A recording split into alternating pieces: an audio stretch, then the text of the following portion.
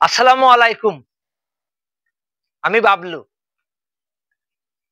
এই যে আমাদের শিশু মাগুরার যে ধর্ষণ হয়েছিল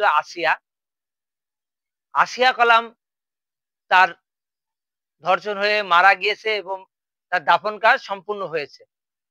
আমরা যে আসিয়াকে নিয়ে এতদিন ধরে নিউজ করলাম, আসিয়াকে নিয়ে আমরা লক্ষ লক্ষ টাকা কামালাম ইউটিউব, ফেসবুকে ভিডিও আপলোড দিয়ে।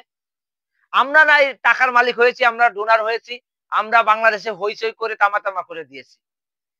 কিন্তু আমরা কি পরবর্তীতে আর এই আসিয়ার খোঁজ নিচ্ছি?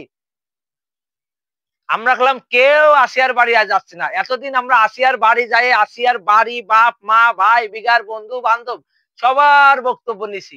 কিসের জন্য নিছি? তো ভিডিও ছাড়লি তো টাকা পাবানি। কিন্তু এখন আসিয়ার আর সেই ভাইরাল সেই শব্দ নাই। আসিয়ারে নিয়ে আর কেউ ভিডিও বানাচ্ছে না, আসিয়ার কাছে কেউ যাচ্ছে না। কেন যাচ্ছে না? কারণ এখন তো আর ওই ভিডিও মানে ডাউন হয়ে গেছে। তো এখন মেন কথা হলো কি, আমরা আসলে বাংলাদেশে যারাই আছি তারাই স্বার্থ খুঁজি। কোন জায়গায় সুযোগ পেলে সেখানে যাইয়েই স্বার্থটা হাসিল করি। কেন এখন আপনারা যান সবাই। এখন আপনারা যান যাই আসিয়ার ফ্যামিলি দেখুন যে আসলে তারা কি অবস্থায় আছে। তারা খেয়ে আছে না না খেয়ে আছে, না তাদের কোনো চাপ পড়তেছে, কোনো সমস্যা আছে, আপনারা খেয়াল করুন। আপনাদের তো বাংলাদেশে টাকার অভাব নাই। বহু লোক তো বহু টাকা কামাইছেন, বহু লোক বহু মিডিয়ায় এসে আসিয়ারে জড়ায় ধরে অনেক লোক ভাইরাল হয়েছেন। এখন যান আসিয়াকে কাছে যায় কিছু টাকা হেল্প করুন, তাকে সাহায্য করুন।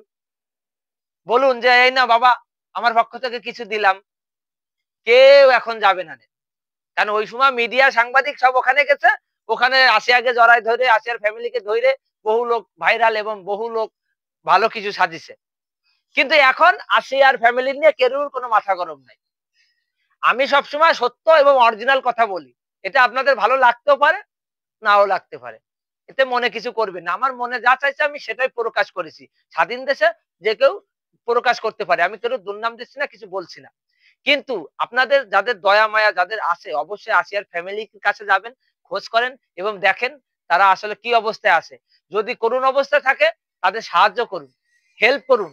এটা আল্লাহ আপনার প্রতি হবে। আর আসিয়ার ফ্যামিলি অনেক ভালো থাকবে। ভালো থাকবেন, সুস্থ থাকবেন। আল্লাহ হাফেজ।